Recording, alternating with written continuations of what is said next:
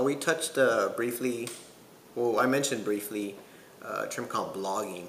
Uh, Blogging itself is actually short for weblog, and it is considered another form of electronic communication, even if it's not real time.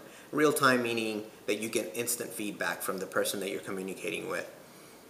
Much like a voicemail, you don't get feedback from that, at least immediately. He may return a call, they may return a call after you've left the voicemail, but they may not do it right away. So, weblog is it basically consists of a type of electronic diary um, that can include anything from text to images or maybe even links to other websites. Now, information on a blog is typically rendered in a chronological order, with the most recent entries being first, and then you get your archival data underneath, basically. Now, the information that you get on a blog can vary significantly. Really, anything that you can think of, there's a blog for it. So if it's something specific like I don't know, sports or religion or something like that, it can be as narrow as that, or as broad as maybe just things about your personal life, and of course that can include anything. And again, it's a kind of diary. It's something that's become very familiar, or very popular. People like, I have my own blog. I basically write out whatever I'm feeling. I'm microblog, so I may write out whatever I'm feeling at that particular point in time, and when I post it and publish it online, people can comment on that or basically give me feedback on that. One quick example of a status update or a blog entry was that it's been extremely hot this week, and looking at my phone, I saw for the next 5 days the temperature is going to be 105 and above. And I posted that on my blog, and somebody replied to my entry saying that, basically stating that, it is not quite that hot, and they can't believe it's that hot in this part of the world, because the friend of mine that replied to it is in California. So obviously it's not quite that hot over there. So that's just a small example of how blogging really works. And again, that's blogging can be used for professional and personal matters. Just depend on what and how you want to use it.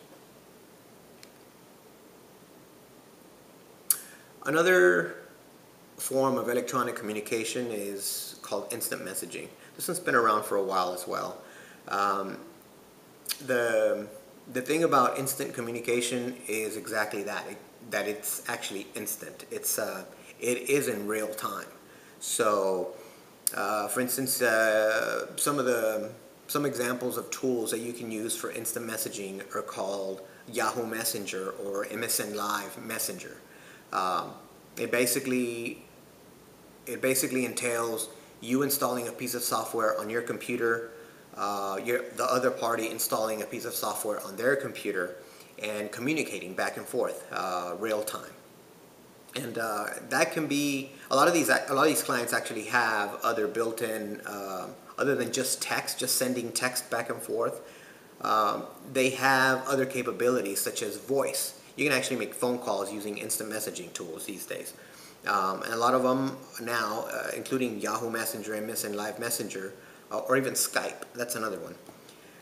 They embed video as well. So if you have this software installed on your computer and the other party has that software installed on their computer, and you have the hardware capability, if you have actual video camera installed on your hardware, then you can actually video conference, which is a fantastic way to do a variety of things.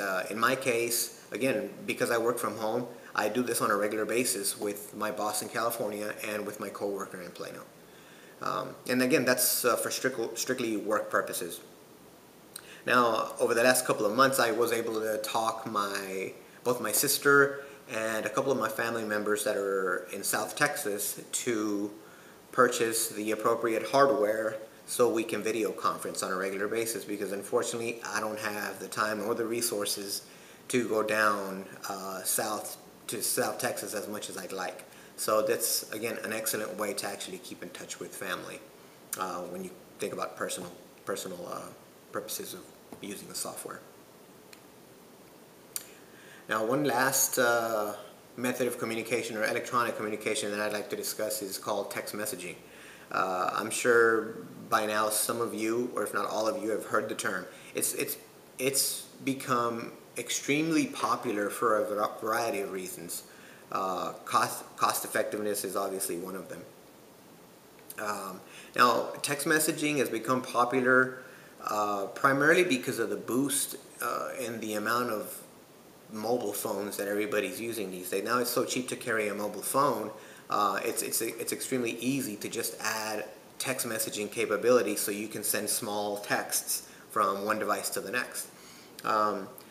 It's one of the reasons I guess it's become extremely popular is that at times perhaps a phone call might be considered a little too intrusive.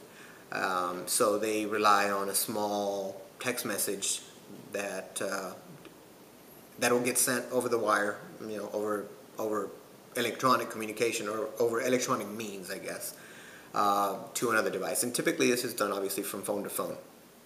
Now there are other tools that allow to send and receive text messages using your computer as well, but for the purposes of this presentation, we'll just focus on phone to phone. And again, perhaps the biggest reason for its popularity has been the fact that it's extremely easy and extremely cost effective, and it's not as intrusive as a conventional phone call. One scenario I can think of right off the bat, that if you're trying to get in touch with someone and that person is in a meeting, you obviously can't call them, or you could call them, but they're not going to answer because they're in a meeting. An alternate method of communication, in this case text messaging, would be a fantastic way to send him or her a message, letting them know whatever it is you need them to know. Perhaps something that they need for the meeting.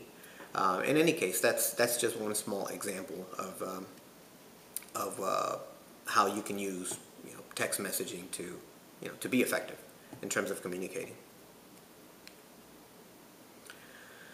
So, all in all, I mean, there are a variety of ways to communicate electronically and to do it effectively.